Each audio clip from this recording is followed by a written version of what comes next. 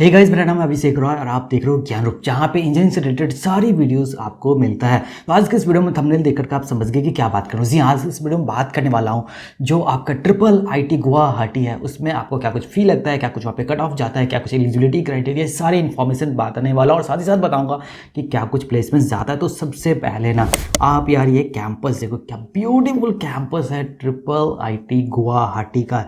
पहला वीडियो देखो, ये है ट्रिपल आईटी गुवाहाटी का लोगो, ये देखो पहला, दूसरा और ये देखो तीसरा। क्या ज़बरदस्त सिनेरी है यहाँ का, देखने में मतलब ऐसा है कि मतलब ये देखो तो आंखें रुक सी जाती है। और ये रहा अपना ज्ञान रूप का लोगो, जरूर ध्यान रखना। तो बात स्टार्ट करते हैं सबसे पहले ट्रिपल आईटी गुवाहाटी का जो ओवरव्यू है उससे। तो 2013 से ये चल रहा है, बहुत ही नया कॉलेज है उस हिसाब से देखे तो। अगर इसकी लेटेस्ट एनआर रैंकिंग की बात करूँ तो वो आपको जो है 151 से 200 के बीच में देखने को मिलेगा। और हाँ, ये पिछले साल से अभी नीचे जा रहा है, यानी कि इसका जो एनआर रैंकिंग है वो गिर रहा है। अगर बात करें इसके कैंपस साइज़ का तो 70 एकड़ का इसका अर्बन कैंपस है। अगर बात करें कैंपस लोकेशन का तो गुवाहाटी असम में इसका लोकेशन है। और इसका जो अदर नेम है, यानी कि जो इसका शॉर्ट नाम है ना, वो triple ITZ, G for Guwahati. तो ट्रिपल ITZ इसका अदर नेम है। अब बात कर लेते हैं प्लेसमेंट्स का, बहुत इंपॉर्टेंट है। उससे पहले आप यार फोटोज़ देखो, मैं ना मतलब क्या बताओ, ज़बरदस्त पिक्चर्स हैं इसके कैंपस की। इसके जो रिव्यू वीडियो मैंने डाला उसमें तो बहुत ज़्यादा आपको मज़ा आने वाला है पूरा कैंपस टूर देख करके। तो बात करें यहाँ पे 2023 की प्लेसमेंट का, तो मीडियन पैकेज यहाँ पे 14 लाख पर एनम का गया हुआ है। अगर हाईएस्ट CTC की बात करूँ तो 1.2 करोड़ पर एनम का गया हुआ, और average CTC 15.5 lakh per annum का गया हुआ है। और 2024 की बात करूँ जो अभी ऑन गोइंग है, तो हो सकता है कि ये आगे जा करके बदल जाए, लेकिन एज ऑफ नाउ अगर मैं बात करूँ तो हाईएस्ट CTC जो है आपको 84 लाख पर एनम का अभी इस बार 2024 में गया हुआ है। तो प्लेसमेंट्स के हिसाब से मतलब जबरदस्त कॉलेज है ये। अब बात कर लेते हैं कि एलिजिबिलिटी क्राइटेरिया क्या कुछ रहने वाले। ये जितनी एलिजिबिलिटी क्राइटेरिया है ये सब क्लास 12th की एलिजिबिलिटी क्राइटेरिया मैं डिस्कस करने वाला हूँ। तो क्वालिफाइंग सब्जेक्ट्स की बात करूँ ट्रिपल आईटी गुवाहाटी में, तो फिजिक्स मैथमेटिक्स आपका कंपलसरी सब्जेक्ट्स होना चाहिए। उसके अलावा आपका जो है केमिस्ट्री हो सकता है, बायोटेक्नोलॉजी हो सकता है, या कोई टेक्निकल वोकेशनल कोर्स क्या है, या बायोलॉजी है तो भी आप अप्लाई कर सकते हो। लेकिन आपका जो है फिजिक्स और मैथ कंपलसरी सब्जेक्ट्स होने ही होने चाहिए। और वहीं पे अगर बात करें क्वालिफाइंग मार्क्स का, तो अगर आप जनरल कैटेगरी के कैंडिडेट हैं या आप OBC कैटेगरी के कैंडिडेट हैं तो आपके क्लास 12th में मिनिमम एग्रीगेट 75% मार्क्स होने चाहिए, तभी जाकर के आप एलिजिबल हो पाओगे।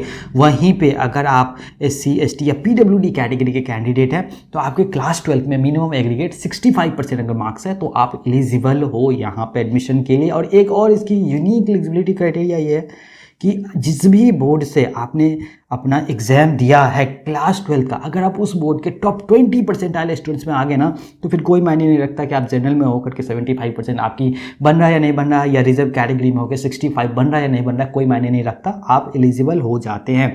अब बात करते हैं कि यहाँ पर एडमिशन कैसे मिलता है। तो एडमिशन जो है यहाँ पर आपको जी मेन के रैंक के बेसिस पे आपको एडमिशन दिया जाता है। और जो इसका काउंसलिंग प्रोसेस है वो जोसा और CSAB special round of counselling, जोसा का जो काउंसलिंग है वो आपको मेन कैंप काउंसलिंग है। इसी काउंसलिंग के थ्रू यहाँ पे जो है मेजॉरिटी ऑफ सीट्स फिल करे जाते हैं, जो वैकेंट रह जाता है वो फिर CSAB के स्पेशल राउंड में ट्रांसफर हो जाता है। तो अब बात कर लेते हैं कि जोसा में यहाँ पे जो है लास्ट राउंड में क्या कुछ कट ऑफ जा रहा है, ये मैं आपको बता दूँ।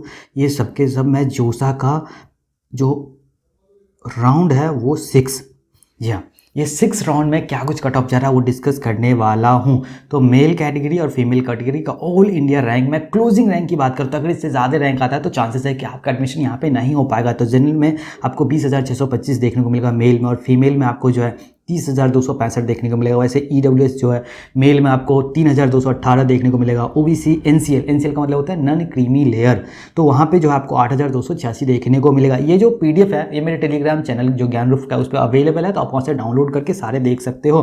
फीमेल का भी मैंने दिया कि लास्ट ईयर जब मैंने बहुत सारे में नहीं दिया था तो बहुत रिक्वेस्ट आ रहे थे कि भैया फीमेल का भी दो, तो इस बार मैंने फीमेल का भी ऐड कर दिया। तो अब बात करते हैं कि ECE में क्या कुछ यहाँ पे कट ऑफ जा रहा है। ध्यान रहे कि जो आगे मैंने कट ऑफ की बात किया था ना वो CSE का ये कट ऑफ था, और अब जो बात करने वाला हूँ मैं ECE इलेक्ट्रॉनिक्स एंड कम्युनिकेशन का, यहाँ पे 2 ही ब्रांच फिलहाल जो है वो रन करे जा रहे हैं। यहाँ पे अगर जनरल कैटेगरी की बात करूँ तो यहाँ पे 32,508 आपको रैंक देखने को मिलेगा। वहीं पे फीमेल में बात करूँ तो 35,265 रैंक तक जो है इसका कट ऑफ जा रहा है। ये सब के सब जो है 6 राउंड के कट ऑफ्स हैं।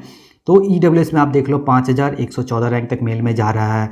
SC की बात करूँ तो मेल में 8502 रैंक तक जा रहा है। ST की बात करूँ तो 3575 रैंक तक जा रहा है और ऐसा ही फीमेल में जा रहा है। और ये जो NA है ना, इसका मतलब क्या है कि IIIT गुवाहाटी में लास्ट ईयर जो है फीमेल कैटेगरी में EWS के थ्रू कोई भी सीट फिल नहीं करा गया था, इसीलिए इन्हें आपको देखने को मिल रहा है। अब बात कर लेते हैं कि IIIT गुवाहाटी में क्या कुछ फ़ी लगता है। तो एकेडमिक फ़ी और हॉस्टल फ़ी की अलग अलग मैं बात करने वाला हूं। तो अगर एकेडमिक फ़ी की बात करूं तो जो आपका कॉजन मनी होता है ना, जो वन टाइम लगता है, रिफंडेबल होता है, वो आपको 5000 का लगने वाला है। ट्यूशन फ़ी पर सेमेस्टर की अगर मैं बात करूं तो जो आपका ट्यूशन फ़ी है वो ये लगने वाला है आपका 1,25,000 पर सेमेस्टर आपका ये ट्यूशन फ़ी बैठने वाला है। यानी कि टोटल अगर मैं बात करूँ एकेडमिक फ़ी में at the time of admission आपका 1,30,000 रुपये का फ़ी आने वाला है। वहीं पे अब बात करते हैं कि क्या कुछ हॉस्टल में फ़ी लगता है। तो मेस एडवांस जो है पर सेमेस्टर हॉस्टल में आपको 16,000 रुपये का लगने वाला है। और सीट रेंट की बात करूं पर सेमेस्टर यानी कि हॉस्टल का जो रेंट लगने वाला है वो आपको 12,500 रुपये का लगने वाला है। यानी कि आपको हॉस्टल में 28,500 रुपये का लगने वाला है।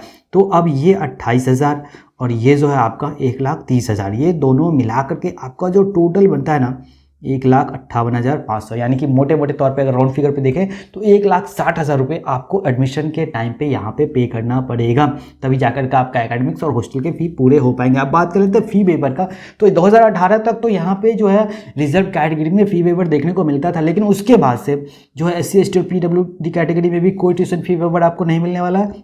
और जनरल EWS OBC में तो वैसे भी नहीं मिलता है। हाँ, लेकिन स्टूडेंट्स जो है गवर्नमेंट और जो स्टेट गवर्नमेंट है और जो सेंट्रल गवर्नमेंट है, दोनों के जो अपने स्कॉलरशिप्स हैं उसके लिए वो अप्लाई कर सकते हैं। तो आसाम में जो है आपको जो है स्टेट गवर्नमेंट जो SC ST को भी जो है बहुत ज़्यादा स्कॉलरशिप ऑफर करते हैं, तो वो स्कॉलरशिप के लिए आप अप्लाई कर सकते हैं। लेकिन इंस्टीट्यूट के बेसिस पे आपको यहाँ पे जो है किसी भी तरीके का फ़ी वेवर देखने को नहीं मिलता है। तो हाँ यार, अगर वीडियो अच्छा लगा तो ज़रूर सब्सक्राइब कर लेना। बहुत मेहनत लगता है इतना इन्फॉर्मेशन इकट्ठा करना और फिर प्रेजेंट करने में।